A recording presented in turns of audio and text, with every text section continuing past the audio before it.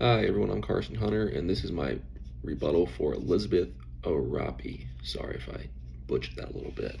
First, I do want to state I think you did great. I just picked you because I scrolled down and you had the same topic as I had. So, she argued that the Palestinian and Israeli conflict does rise to the level of genocide.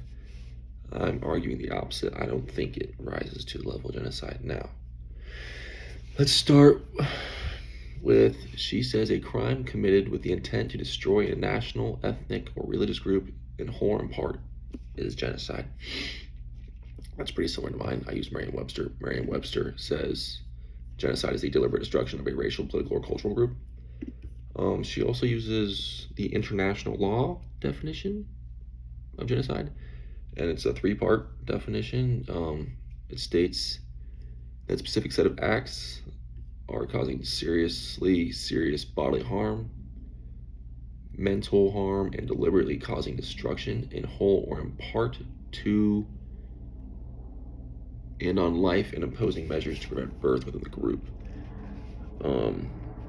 So, the impact on civilians, she says, there has been a huge amount of civilian death rates. It would be nice to have a number on the amount of civilian death rates versus Israeli. It's sorry, it's kind of innate, and it's going to happen in war that civilians are going to die, especially when Hamas puts their camps and soldiers right next to civilians for the hope that Israeli won't bomb that. But they kind of give the Israeli army no choice to act on that when their armies are in hospitals, in civilian buildings, around civilians, and the civilians don't evacuate. It's kind of on them to evacuate as well. Along with the displacement of homes, the destruction of homes has led to the displacement of civilians. Yes, that's war. Hamas started the war. It's Hamas's fault. They're the one causing it to their own civilians. Now, granted, Hamas is technically a terrorist group, and the civilians don't like Hamas and all that jazz. It then goes on and says airstrikes have been unlawful. I don't know what makes an airstrike lawful, but it's war. Once again, airstrikes have to happen. Hamas started with the airstrikes, and when they started off, they killed 1,300 Israelis, injured 3,000, and captured hundreds of them to start the war back in May 2020,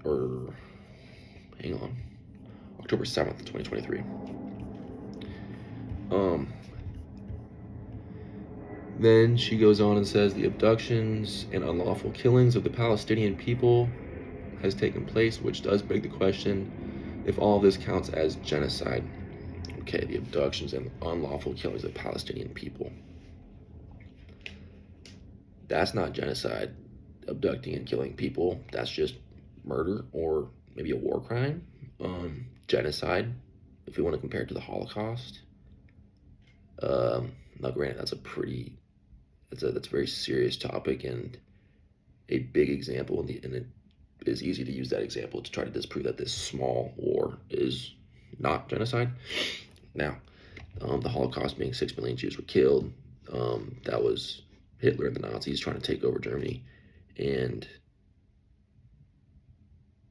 wipe out an entire religious group such as the Jews. This isn't what Israel is doing. They're protecting themselves from the war that Hamas started. The Israeli blockade of Gaza has led to them being cut off from the rest of the world, which makes them unable to get food, and their economy has gone downhill. Okay.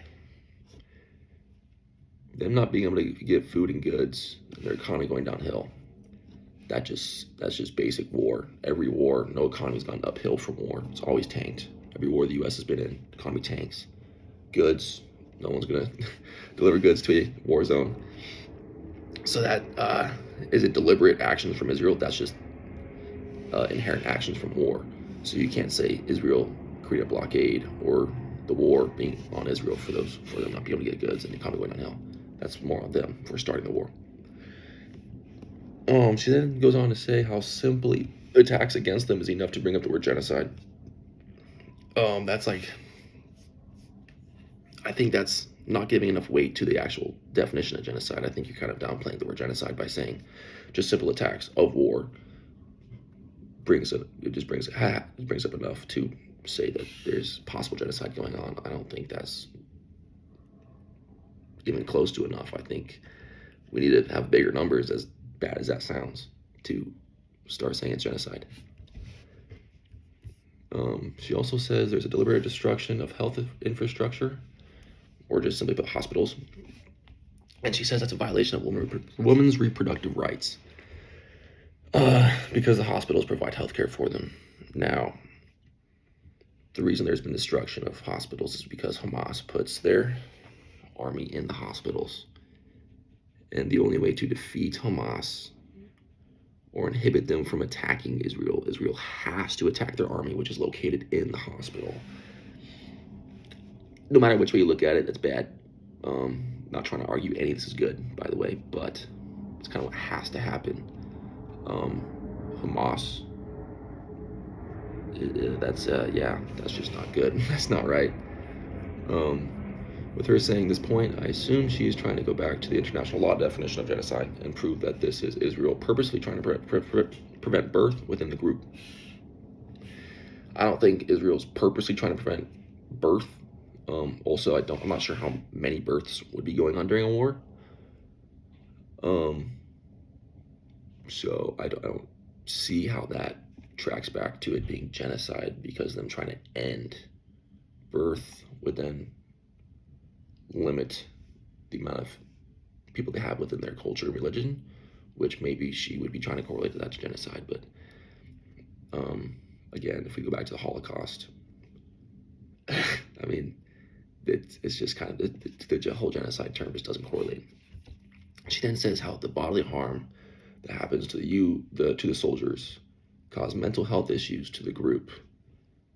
And she's then going back to the international law definition of genocide by saying mental health issues is part of genocide, and that's just war. No war. I don't think anyone comes out of war not having mental health issues, hence PTSD. To say mental health issues and bodily harm cause these things, and then that's enough to bring up the term genocide is, again, doesn't make any sense, because that doesn't, if you use the Merriam-Webster definition, the deliberate destruction of a racial, political, or cultural group, mental health and bodily harm doesn't really play for the international law definition of genocide.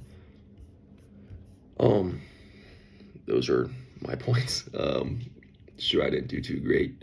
Again, Elizabeth Arapi, I think your video was great. And thank you.